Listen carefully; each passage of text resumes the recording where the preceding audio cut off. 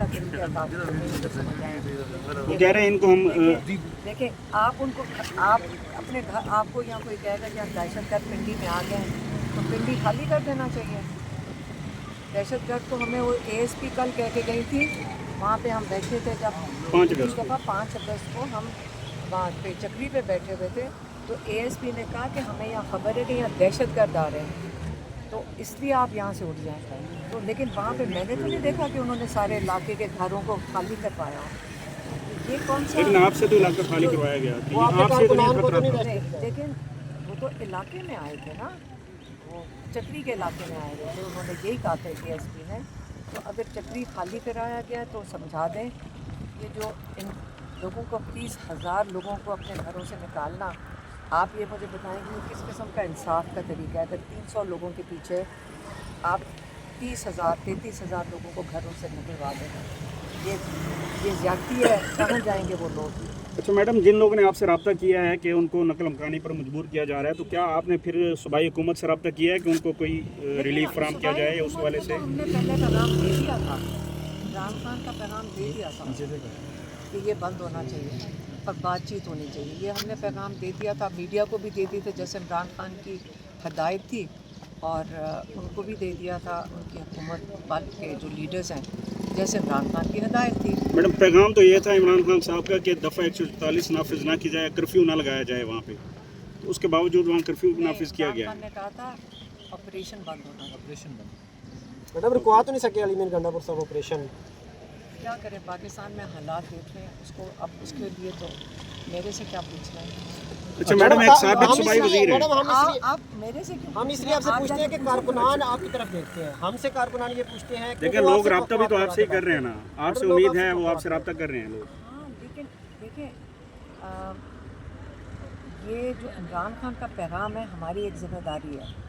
ہم آتے ہیں, ہم کوشش کرتے ہیں کہ جو عمران خان کا پیغام ہو, ہماری فیملی بہت محتاط ہے اور ہم کوشش کرتے ہیں کہ ان کا پیغام لوگوں تک پہنچے, کیونکہ لوگ ان کے پیغام کا انتظار کرتے ہیں اور جو پیغام ہوتا ہے اور جیسے آتے ہیں ہم وہ آگے دے دیتے ہیں.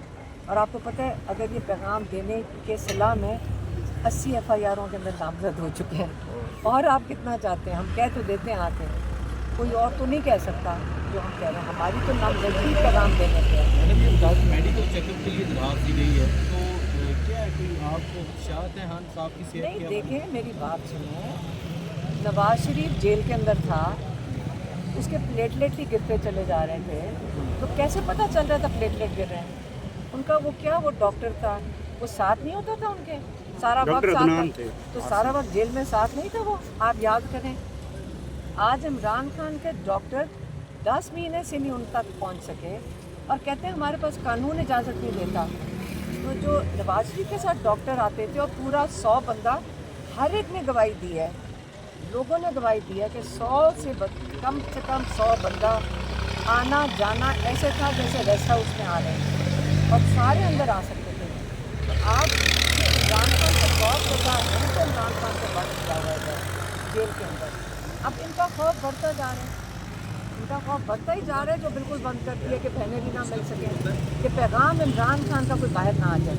ان کی یہ تو راتوں کی نیند ہی ختم ہو گئی ہے کہ عمران خان کے ایک لفظ نہ باہر آ جائے, ڈاکٹر نہ کوئی مل لے. یہ کوئی طریقہ کار تو نہیں ہے. یہ منتقلی کی جو باتیں ہو رہی ہیں علیمہ خان صاحبہ کہ شوکت خانہ میں منتقل کیا جائے, درخواست میں تھا, تو یہ منتقل بھی کیا جا سکتا ہے کوئی؟ اچھا میم, یہ بھی میرا یہ خیال کہ تو میرے خیال میں علی میر گنڈا پور نے دیا ریکویسٹ, ہماری ریکویسٹ کی جاتی ہے کورٹ کے اندر, اور ہماری ریکویسٹ صرف یہ تھی کہ ڈاکٹرز کو ان سے ملاقات کرنے دی جائے. اور یہ تو عمران خان نے بھی نہیں مانگا ہوا, یہ تو ہماری فیملی نے مانگا ہوا ہے, کیونکہ ہم جاننا چاہتے ہیں کہ ان کے اوپر 2 دفعہ قاتلانہ حملہ ہو چکا ہے, بلکہ 3 دفعہ اٹیمپٹ ہو چکے ہیں ان کے اوپر. تو ہمیں تو چاہیے کہ ہمارے جو ان کے اپنے ذاتی ڈاکٹرز ہیں, ہم جن پہ اعتماد کرتے ہیں, وہ ان کو ملیں اور چیک اپ کریں کہ وہ ٹھیک ہیں. جیل بند کیوں کیا ہوا ہے انہوں نے, ہمیں کیسے پتہ کہ ہم اس خدشے سے بچنے کا ایک ہی طریقہ ہے کہ ان کا چیک اپ ہمارے ڈاکٹرز کریں. اچھا میڈم, عمران خان صاحب کے سابق کھلاڑی ہیں, صوبائی وزیر ہیں, سابق صوبائی وزیر فیاض الحسن چوہان, انہوں نے یہاں پر الزام لگا دیا کہ 36 کروڑ آپ نے 26 نومبر احتجاج کے نام پر لیا. क्या आप उनके खिलाफ लीगल एक्शन लेंगी, कोई नोटिस वगैरह मेरी बात भिजवाएंगी? सुनो, हमें एक चीज़ समझ आ रही है, जब से उनको अब सिर्फ एक मसला है एस्टेब्लिशमेंट को, ये बोल सकोगे आप? जी जी आप हाँ, बोले। बोल सकेंगे। उनको सिर्फ एक मसला है कि किसी तरह फैमिली का मैसेज को डिस्क्रेडिट किया जाए। हम मैसेंजर हम ही है ना, जी जिस पे आप कह रहे हैं आप एतमाद करते हैं, तो वो बारी बारी एक एक करके लॉन्च कर रहे हैं और बड़ा बुरा इनका लॉन्च है। इनका लॉन्च इतना अच्छा नहीं नहीं, तो आप उन्हें अदालतों में नहीं लेके जाएंगे कि आप है। इल्जाम लगा अदालतों रहे हैं? में मेरी बात सुनो, नोटिस तो मरवत को भी भेजा पहले था। आप बताएं वो जिसके आप नाम ले रहे हैं उसको अदालत में जाने की जरूरत है?